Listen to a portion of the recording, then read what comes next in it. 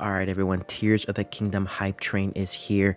Hop on board, come with me, get your seatbelt on, get your snacks ready, and ride. It's gonna be less than 3 week ride to the release. I can't even believe I'm saying that. We are not even a month away. We're 3 weeks away, 2 weeks in a few days. And I'm so excited. I'm sure you are as well. And as I'm so excited, as I'm sitting here just thinking, anxiously waiting for the game to release, I started to think, I really, really hope that this game fixes a lot of the gripes, a lot of the problems that I had with the original Breath of the Wild. Because I know. I'm sorry, Breath of the Wild, I don't think it's a perfect game. Oh my god, no, don't unsubscribe. Please, let me explain. Of course, Breath of the Wild is one of the best Switch games around. Even 6, 7 years later, it's probably gonna be one of the best Switch games around. 20 years later, it is a beautiful, beautiful game. Amazing launch title, but it isn't perfect. What? Are you serious? You don't think it's perfect? I don't.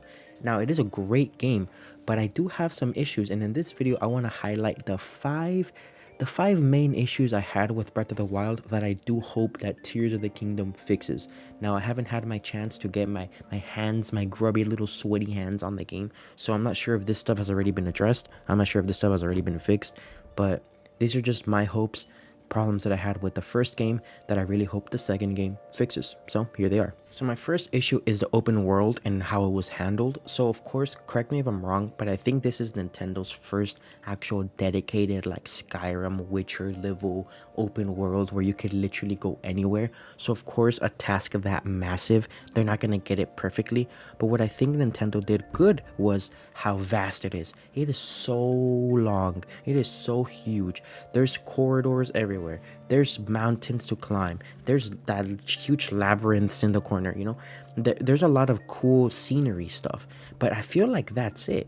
Besides the occasional bokoblin camps, the stables, and the odd village here or there really isn't much stuff that makes up the world. There's a lot of times in Breath of the Wild where I was running around where it looked like the exact same place, just like 25 minutes in a horseback back. They had the same resources, they had the same enemies, they had the same animals. And of course, you could go to like the lava world, and you can go to the forest, and you could go to the crazy caverns.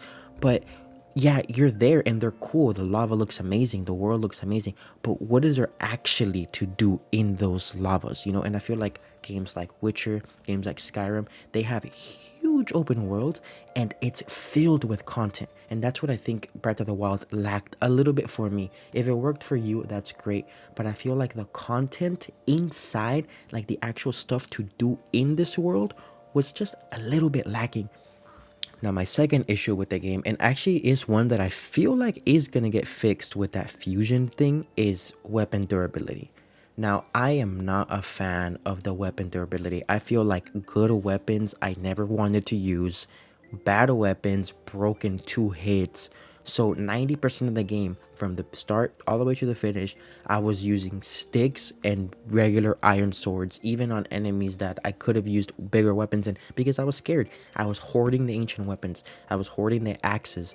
And I feel like that kind of defeats the purpose, because I like playing games and I like feeling that sense of progression. And I know Zelda and Breath of the Wild isn't like an actual RPG, which is the games that I like playing, but I like starting from nothing and then becoming really, really strong. But the way that Breath of the Wild handled the durability is you're using a stick in the beginning of the game, and in the end of the game, you're still using that same stick. There's no other stat upgrades, there's no other boost to your weapons besides your armor. The armor is the only thing that you can actually, like, you have higher defense, have higher stats. But with the weapons, like I said, I felt like I couldn't use the really strong ones. And that could just be me and my hoarding brain. Like, I'm definitely the type of player that hoards all the potions into the final boss, and I don't even use them all.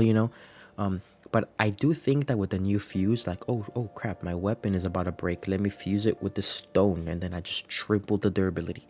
So I'm hoping that that kind of fixes it. All right, my issue number 3, and this is one that I feel like everyone's gonna agree with me here: the lack of dungeons. Now, the 4 little mechanical animals technically were Breath of the Wild's idea of a dungeon, but nah, that's not what I mean, okay? That's not what I mean by a dedicated dungeon. And I know it's the big topic. Will Tears of the Kingdom have actual dungeons? Ocarina of Time. Like, it's literally the baby of the Zelda community, and that game has peak dungeons. So of course it's in them. It's in the Zelda DNA to have dungeons. Of course people are gonna want it, and myself included.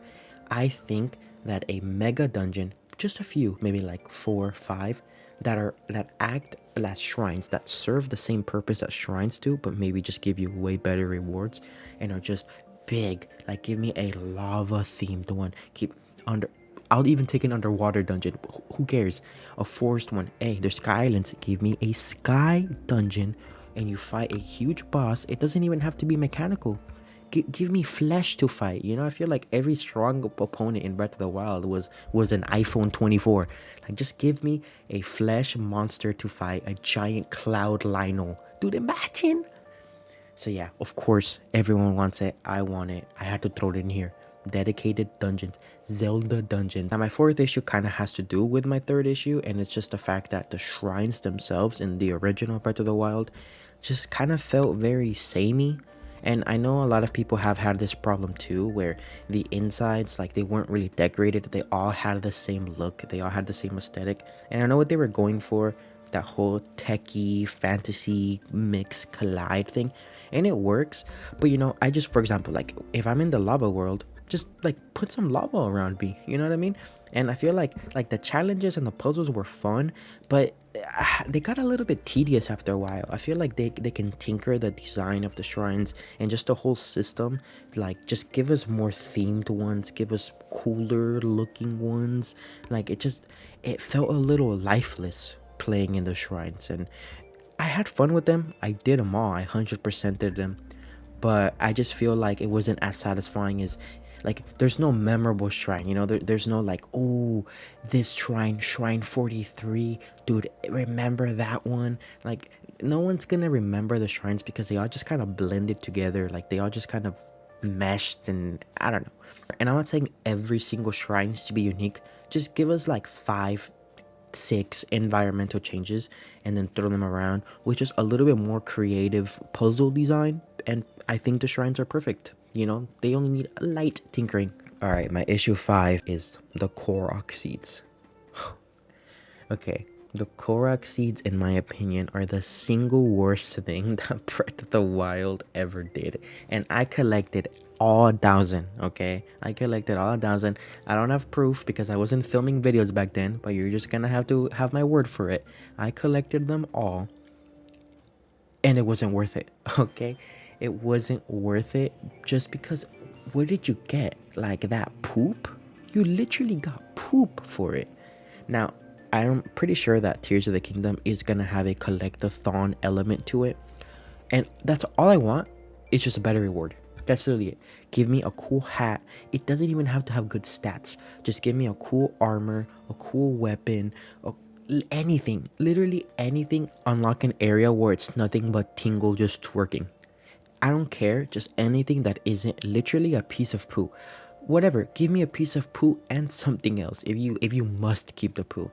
Now, I don't know if they're gonna do Korok seeds again, or it's gonna be a completely different thing. But if they do Korok seeds again, so you're gonna have to go through every Sky Island just looking for that stupid seed. And I'm complaining about it now, but I'm gonna do it. I'm gonna do it anyways. But yeah, those are my 5 small gripes, and honestly, they're not that big of a deal. Breath of the Wild is still like a 9 out of 10 game. This is just the stuff that prevented it from being a perfect game for me. And if Tears of the Kingdom fixes it, it's well on its way to be a perfect game for me. But these are my problems. What are yours? Let me know. Are you hyped? I'm hyped. More Tears of the Kingdom videos coming soon. When the game launches, oh my god. You're not ready for the content, the challenges, I can't speak. Just stay tuned. I can't wait. Bye.